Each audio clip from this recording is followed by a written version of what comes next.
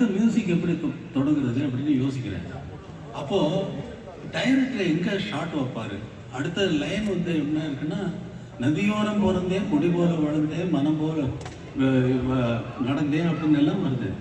அப்போ டைரக்டர் வந்து ஒரு ஆற்றங்கரையில தான் அந்த ஷார்ட்டை வைப்பாரு, அதுல ஹீரோயினை நடக்க விட்டு தான் எடுப்பாரு அப்படின்னு நினைச்சு இந்த நதியை எப்படி மியூசிக்கில் கொண்டு வருதுன்னு சொல்லி யோசிக்கிறேன். சின்ன பையன், இப்ப இருக்கிற இளையராஜா இல்லை, நான் இளையராஜாவே இல்லை. அப்போ எனக்கு பேரே வைக்கல. அப்போ கம்போஸ் பண்ணிட்டு பேரே ராஜா தான்.